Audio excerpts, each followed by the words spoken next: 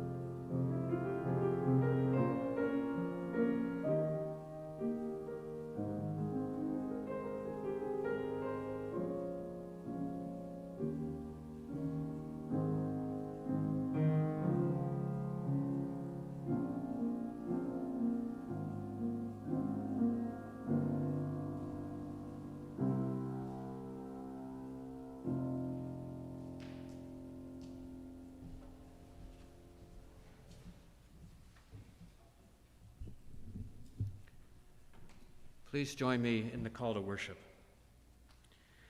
We have been here before, a place of greeting and mourning. We have been here before, a day that seems it won't end.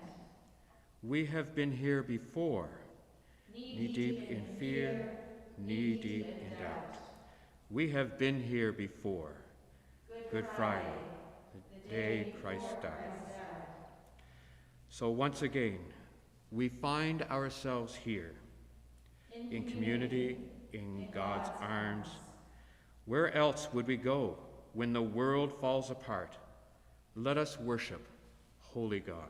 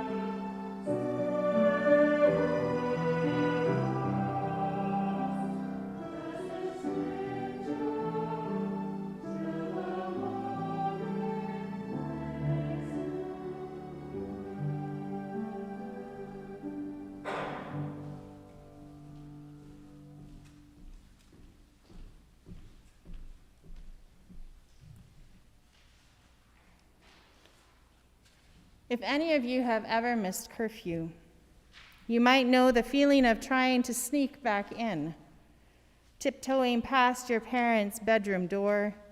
Maybe you carried your shoes in your hands, trying to be stealthy, hoping they won't catch you. In many ways, we treat Good Friday the same way, like a teenager trying to avoid curfew.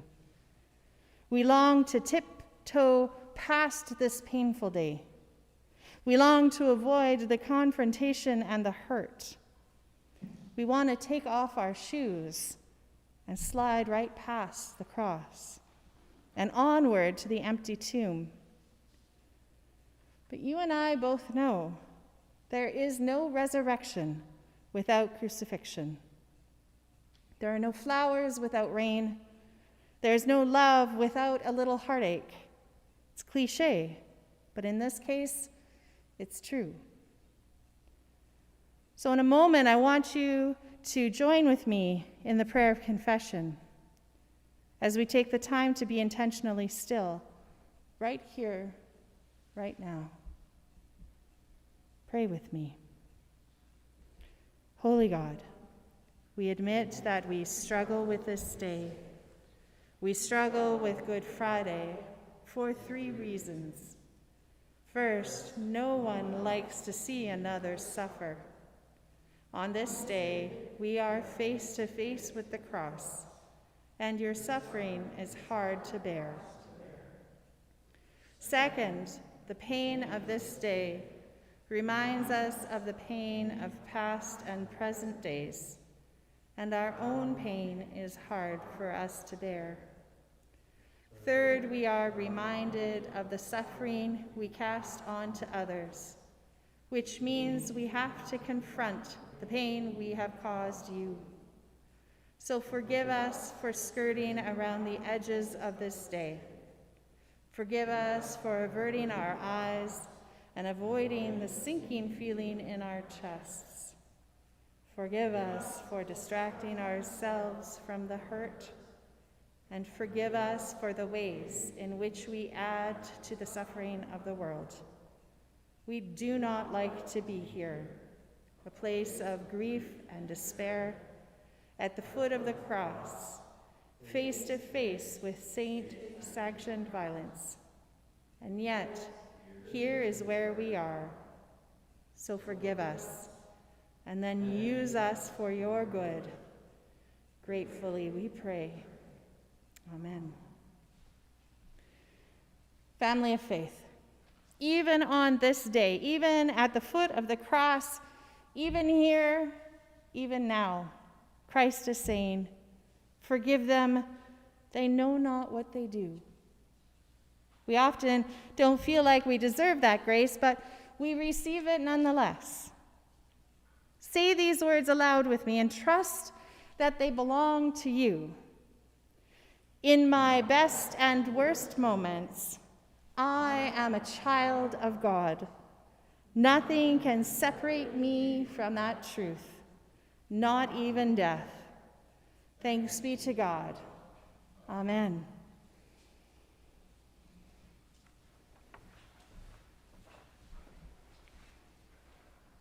I'm just going to talk a little bit, and maybe it's not so happy, but I really like Disney stuff, and I think Trisha can attest to this, and we both actually like Disney stuff, not just me. And when we were thinking about today, something that we both thought of that was a really good idea was a Disney movie, and maybe you guys have heard of it. It's called Inside Out.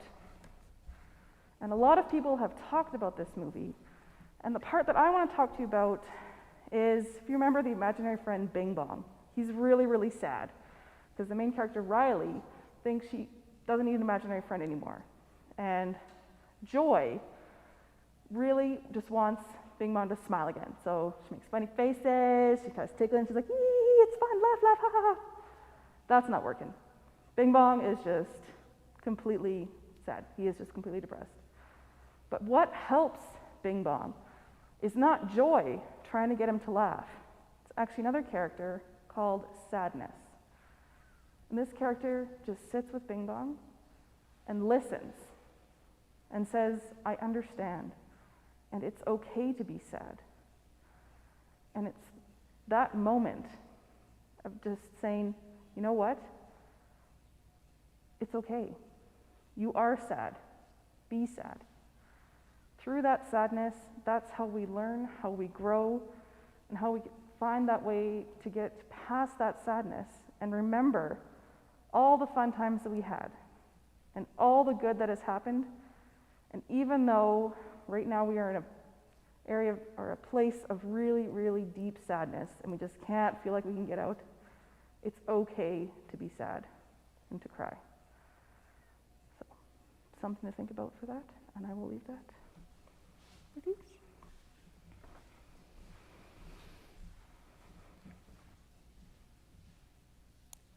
It was 2 days before the Passover and the festival of unleavened bread. The chief priests and the scribes were looking for a way to arrest Jesus by stealth and to kill him. For they said, "Not during the festival, or there may be a riot among the people." Then Judas Iscariot, who was one of the 12, went to the chief priests in order to betray Jesus to them. And when they heard it, they were greatly pleased and promised to give him money. So Judas began to look for an opportunity to betray Jesus. When it was evening, Jesus came with the 12. And when they had taken their places and were eating, Jesus said to them, "Truly I tell you, one of you will betray me, one who is eating with me." They began to be distressed and say to him, one after another, "Surely not I."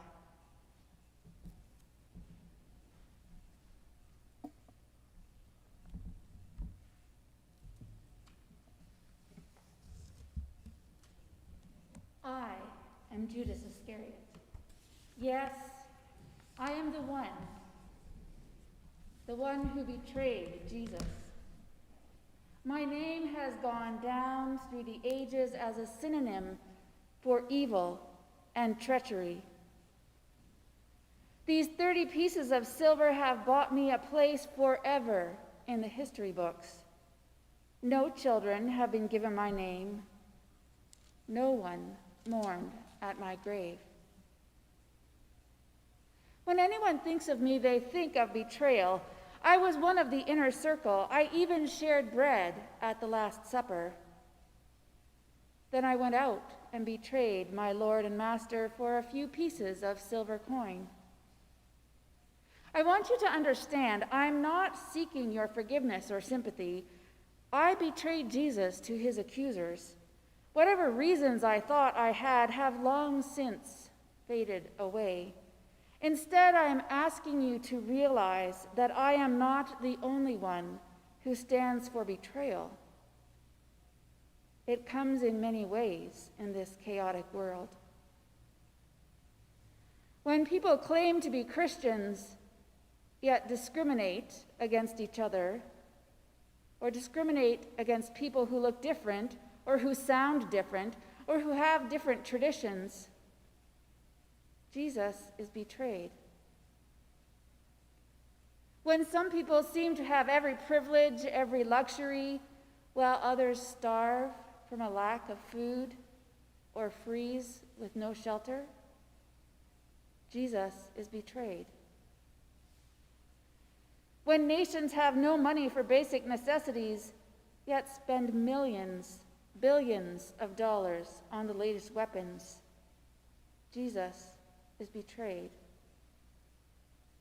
Yes, I am the one who went to the leaders and led them to Jesus.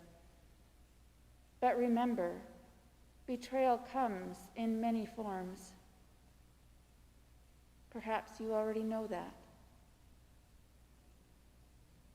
I remove the bread from the table. It reminds me of the broken body of Jesus.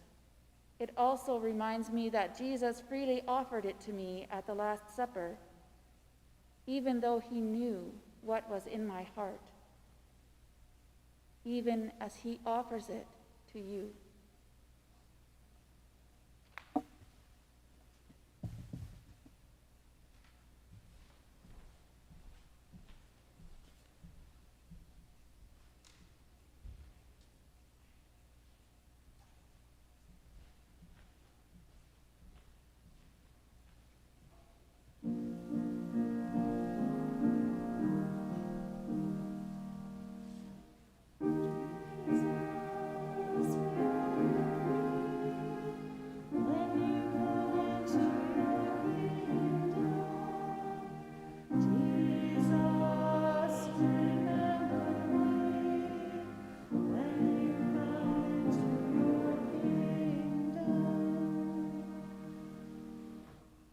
they took Jesus to the high priest, and all the chief priests, the elders, and the scribes were assembled.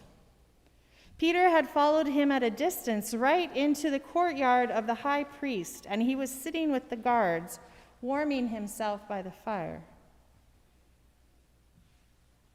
Now, the chief priests and the whole council were looking for testimony against Jesus to put him to death. But they found none. For many gave false testimony against him, and their testimony did not agree. Some stood up and gave false testimony against him, saying, "We heard him say, 'I will destroy this temple that is made with hands, and in 3 days I will build another, not made with hands.' But even on this point, their testimony did not agree. Then the high priest stood up before them and asked Jesus, 'Have you no answer? What is it that they testify against you?' But Jesus was silent and did not answer. Again, the high priest asked Jesus, 'Are you the Messiah, the Son of the Blessed One?' Jesus said, 'I am. And you will see the Son of Man seated at the right hand of the power and coming with clouds of heaven.' Then the high priest tore his clothes and said, 'Why do we still need witnesses? You have heard his blasphemy. What is your decision?' All of them condemned him as deserving death. Some began to spit on him, to blindfold him, and to strike him, saying, 'Prophesy!' The guards also took him over and beat him.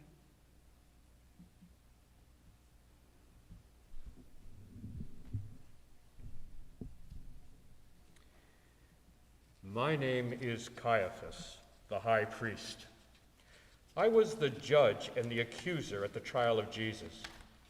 I did what I thought was right. He threatened our power and our beliefs. He turned our religious practices into a joke by his preaching.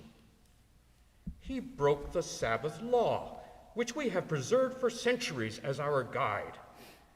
He made us look like fools in front of all the people, tricking us with the answers to our questions. He had the common people following him like sheep, hanging on his every word, and the Romans were worried about a riot. I have no doubt that he had to be stopped. It was better for one man to die than for a nation to be led astray and destroyed. I stand for judgment and tradition. I stand against the erosion of our law, the heritage we have worked so hard to preserve. I stand for what I know is right, and I will stop anyone who dares speak out against me. I stand for righteousness. Jesus spent his time with outcasts and sinners, people who are not worthy of our attention, people who do not know our principles and beliefs. I believe that our law clearly tells us that we must separate from those people and preserve ourselves. We are God's chosen, not them. Yes, I was the judge who condemned Jesus. He was too dangerous and had to be stopped. I removed this cup of wine from the table. Jesus offered it to all without distinction. I must preserve it for the chosen ones, those who are like me and agree with me. That is my judgment.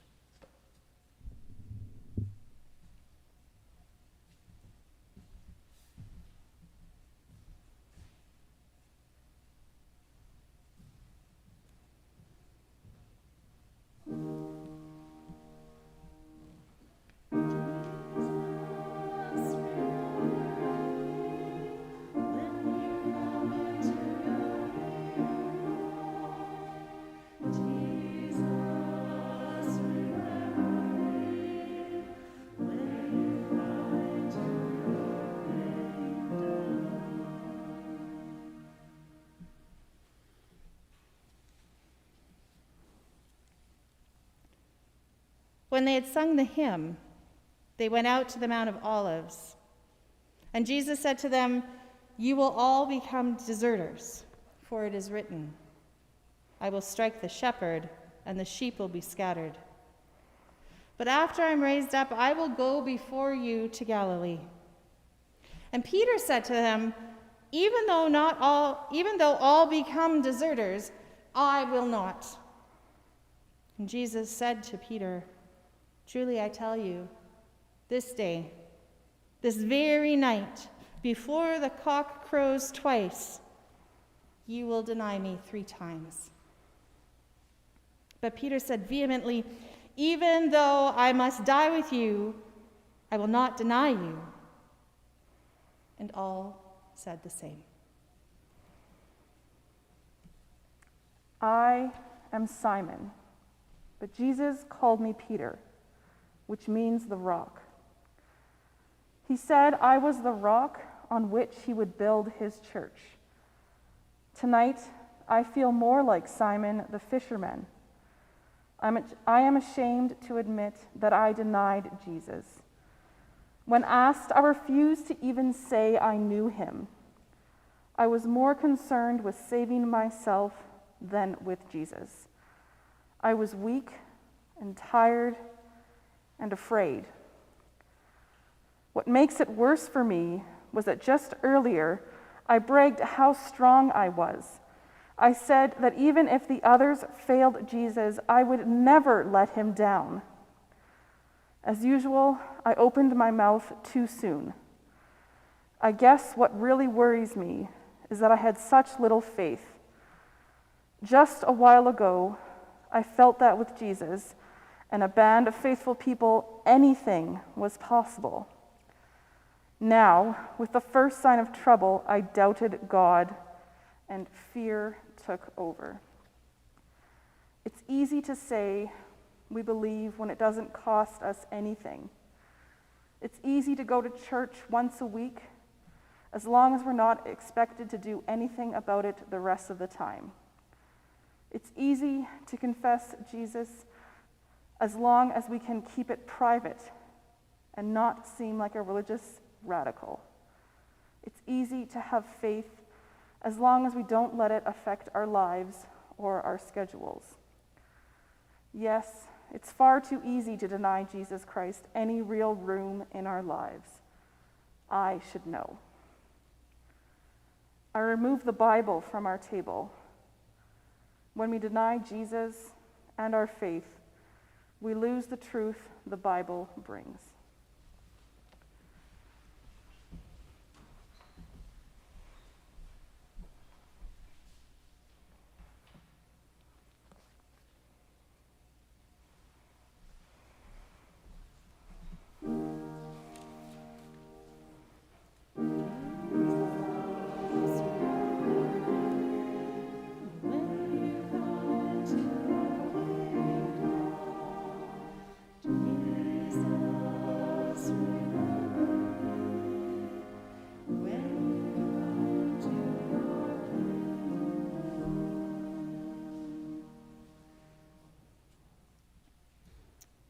As soon as it was morning, the chief priests held a consultation with the elders and the scribes and the whole council. They bound Jesus and led him away and handed him over to Pilate. And Pilate asked him, "Are you the king of the Jews?" And Jesus answered him, "You say so." Then the chief priests accused Jesus of many things, and Pilate asked him again, "Have you no answer? See how many charges they bring against you."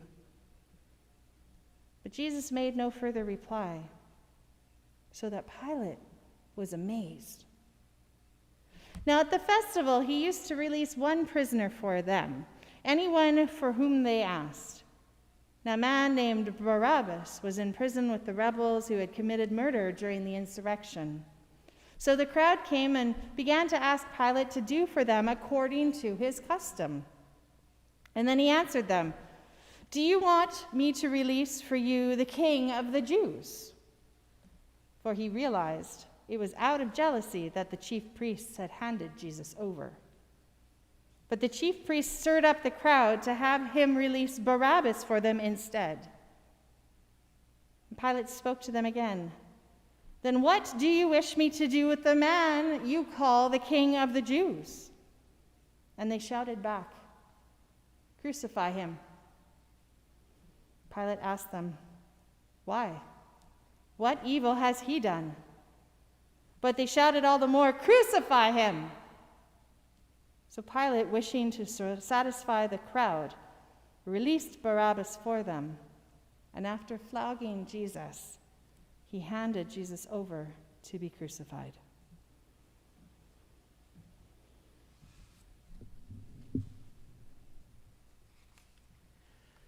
It's hard to be a leader. It's hard to please all those people who keep on demanding more and more.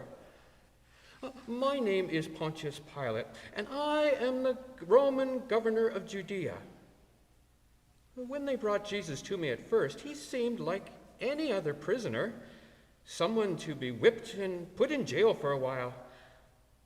But with all those religious leaders around, I was sure he must have done something pretty terrible. I need those leaders to help me govern, so I usually do what they ask. But then I saw his eyes, not the eyes of a criminal, but an innocent man. I guess I knew then that I should release him. He was not a threat to Rome or the country, only to the inflated egos of those high priests. He shouldn't even have been jailed, far less humiliated and killed. Oh, I tried to stop it, you know. I first tried to convince the high priest. Well, then when that didn't work, I appealed to the crowds. I was sure that they would choose Jesus over that rebel Barabbas. But when the crowds called out, "Crucify him! Crucify him!" What choice did I have? I went along with them, and I had Jesus hung on the cross. And for a while at least, things seemed to calm down. I stand for every leader who chooses to follow instead of lead. I knew what was the right thing to do, but I didn't want to rock the boat. I would rather lose my integrity than get involved in conflict. I would rather be popular than do the right thing. I would rather be wrong than different. So I chose to crucify Jesus rather than make my life complicated and uncomfortable. When I made my decision, I washed my hands to try and show that I was still clean, that it was not my fault. I hoped the water would wash away my feelings of guilt, but it didn't. I removed this water and basin, symbols of baptism.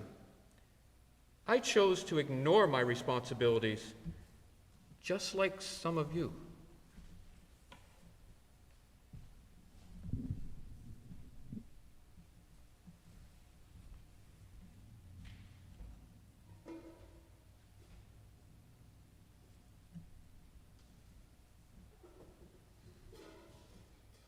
Okay.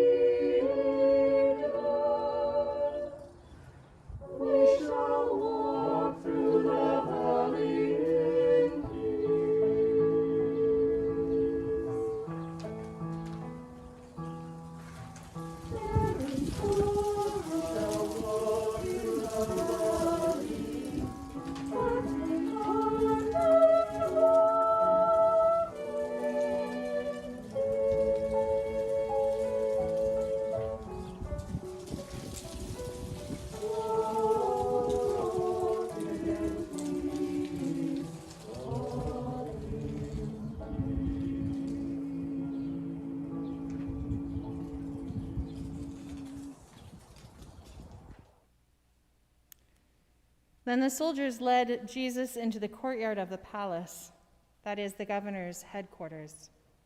And they called together the whole cohort.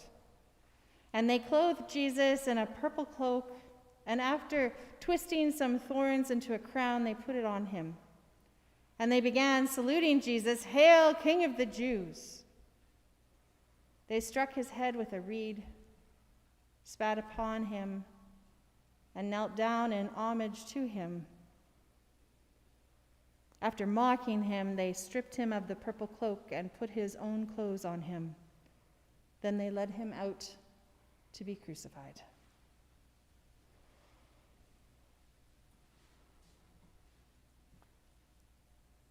I am one of the unknown soldiers who helped crucify Jesus. I might have come from anywhere in the Roman Empire. I may have been from what is now England, or perhaps France, maybe Russia. I am the ordinary soldier who does what they are told, never questions, never wavers. That night, we took 3 men and had them killed. We had done this before, and we had to wait around until they actually died. Usually that took hours. To pass the time, we played games for money. We gambled for the clothes. No sense letting them go to waste. It was another night job, another hill, another crucifixion. Life is cheap. People are born, they live, they die. We just do our job. I don't ask many questions about the criminals. I don't like to know too much about them.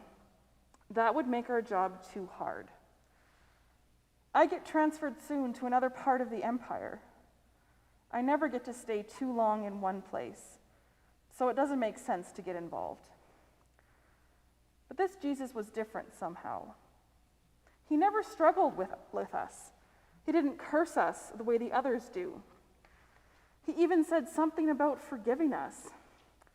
I don't know what we needed to be forgiven for doing what we were paid for. Perhaps he was innocent, as some said he was. Still, he cried out the way they all do, just before he died.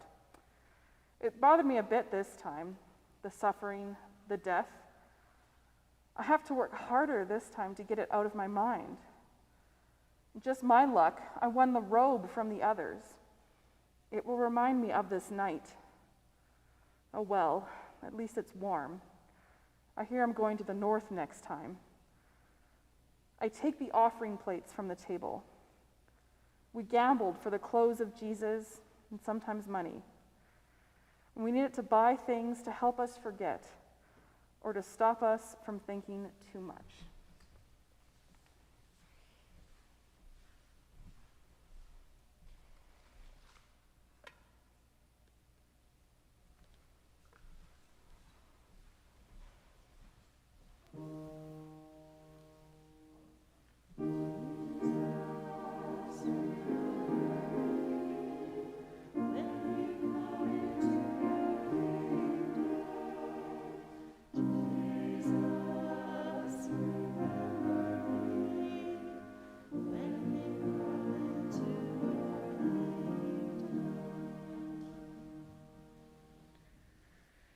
They compelled a passerby who was coming in from the country to carry Jesus' cross. It was Simon of Cyrene, the father of Alexander and Rufus. Then they brought Jesus to the place called Golgotha, which means the place of the skull. And they offered Jesus wine mixed with myrrh, but he did not take it. And they crucified him and divided his clothes among them, casting lots to decide who would take what. It was 9 o'clock in the morning when they crucified him. The inscription of the charge against him read, "The King of the Jews." And with him they crucified 2 bandits, one on his right and one on his left. Those who passed by derided him, shaking their heads and saying, "Aha! You who would destroy the temple and build it in 3 days, save yourself and come down from the cross." In the same way, the chief priests, along with the scribes, were also mocking Jesus among themselves and saying, "He saved others. He cannot save himself. Let the Messiah, the King of Israel, come down from the cross now so that we may see and believe." Those who were crucified with him also taunted Jesus.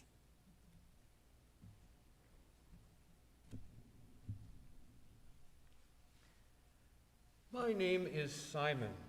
I come from a village called Cyrene, just outside of Jerusalem. I was caught up in the story by accident.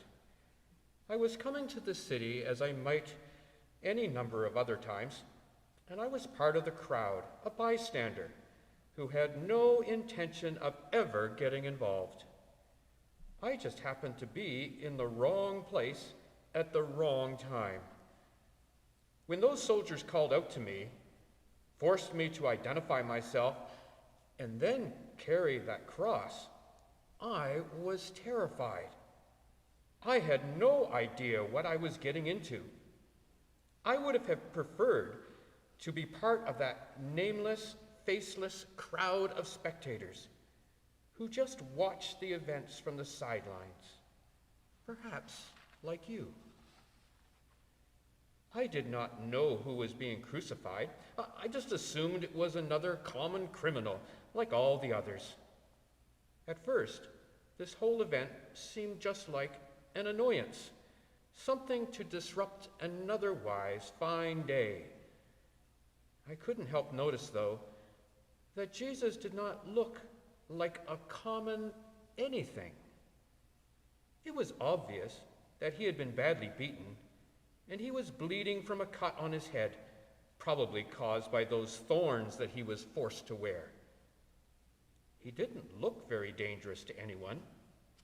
He also seemed sort of calm and serene, as if he had accepted what was happening. The more I walked, the more curious I became. You know, you can't carry a man's cross very long without thinking about a few things, you know. Well, we arrived at the place of the skull, and I had every intention of leaving, but somehow I couldn't. By calling me out of the crowd, I was now involved in what was happening. I asked a few people who this Jesus was, and the more I heard, the more interested I became. I met some people who had been his followers, and they told me some amazing stories. By the time Jesus finally died, I had been riveted to that same spot for hours. But I am no longer a spectator, a passive observer of life. By calling my name, those soldiers changed me forever. Now I take this cross from your table, and I will always carry a part of the cross with me wherever I go.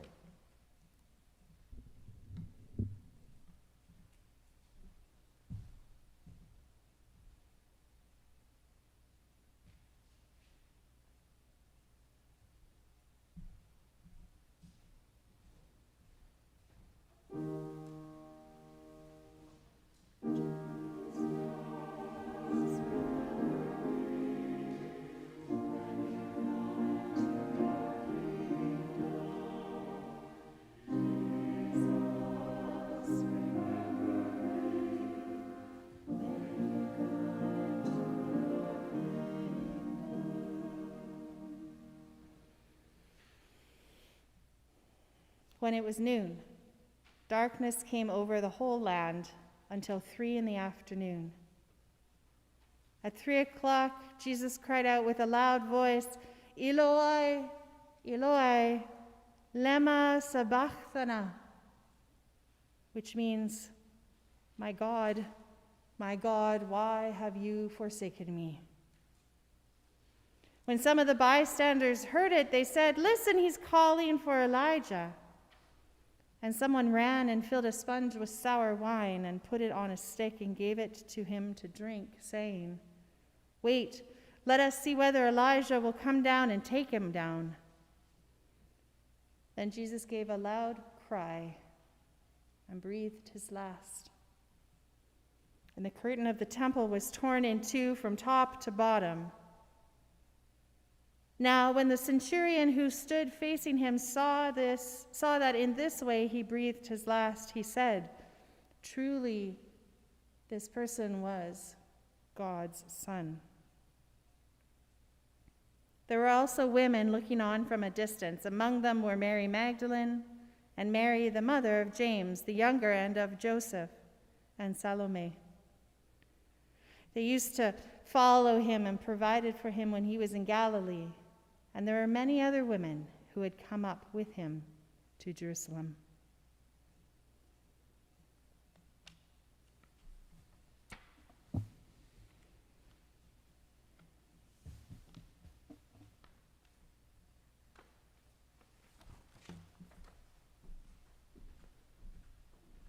I am Mary of Magdala, and I stood at the cross when Jesus died. I had followed him wherever he went in the last year, and I will follow him to his grave. As soon as those soldiers led us, we will take him to a tomb and bury him properly. At least in death, I hope to give him some dignity. Hope. It's a strange word to use. If there's one thing I have nothing left of, it is hope. It was all taken away when Jesus was beaten and humiliated and hung on that cross. It's a sad twist of fate that it was Jesus who had given me back my hope before I had been abused and corrupted. I lived a life of quiet desperation, going from one bad situation to another. I even let myself do degrading things just to survive. When I met Jesus, that all changed. He saw not just what was on the outside, all the paint and allure. He saw inside my soul. He offered me forgiveness and acceptance and love. He gave my life back to me, and now he is gone forever. I stand for all the lonely and despairing people who are forgotten by the world. I am the refugee, the homeless, the outcast, the offender, the panhandler. I am the one people turn their back on because they are uncomfortable looking. I am what good society is embarrassed by. I am also, though, a child of God. Jesus saw that too and gave me the courage to believe in myself again. He gave me hope once. Now that hope is gone. I remove the linens from the table and I see only blood. The linens we will use to wrap his body in for the grave. It is finished. The powers of destruction have won. It is a sad day for all of us.